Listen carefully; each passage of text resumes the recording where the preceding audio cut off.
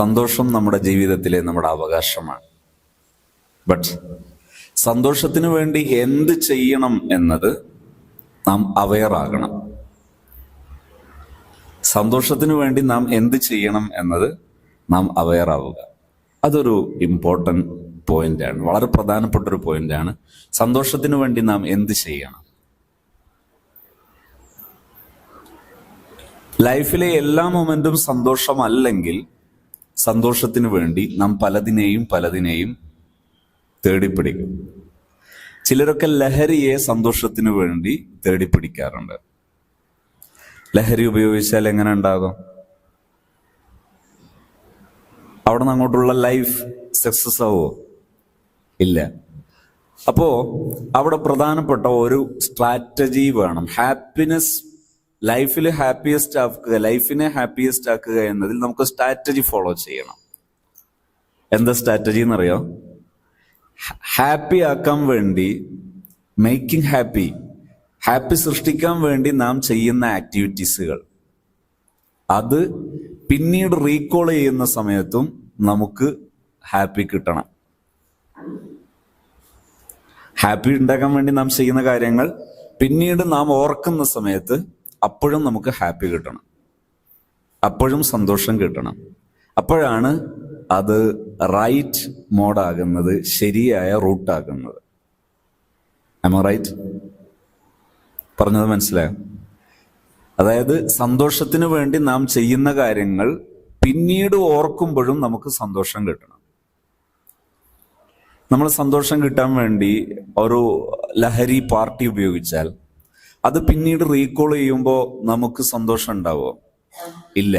നമ്മളെ പാരൻസിന്റെ മുമ്പിൽ, സൊസൈറ്റിയുടെ മുമ്പിൽ, അല്ലെങ്കിൽ നാം ബഹുമാനിക്കുന്ന ഏതെങ്കിലും ഒരു ഹ്യൂമൻ റിസോഴ്സിന്റെ മുമ്പിൽ അത് പ്രദർശിപ്പിക്കപ്പെട്ടാൽ നമുക്ക് ഇഷ്ടാവോ? ഒരാൾ നമ്മുടെ ഒരു ലഹരി പാർട്ടി അത് റെക്കോർഡ് ചെയ്തു, വീഡിയോ പിടിച്ചു, എന്നിട്ട് നാം ബഹുമാനിക്കുന്ന പാരൻസിന്റെ, സൊസൈറ്റിയുടെ, അല്ലെങ്കിൽ ഒരു പബ്ലിക് സ്പേസിൽ, ഫേസ്ബുക്കിലോ അതല്ലെങ്കിൽ ഇൻസ്റ്റയിലോ അതല്ലെങ്കിൽ മറ്റേതെങ്കിലും പബ്ലിക് സ്പേസിൽ അത് കൊണ്ടുപോയി പോസ്റ്റ് ചെയ്താൽ നമുക്കിഷ്ടാവോ? ആവോ? ഇല്ല. എന്തുകൊണ്ടാകാത്തത്? ആ ലഹരി പാർട്ടി നാം വിലമതിക്കുന്നില്ല. അത് റീകോൾ ചെയ്യുന്ന സമയത്ത് നമുക്കൊരിക്കലും അത് സന്തോഷകരമല്ല.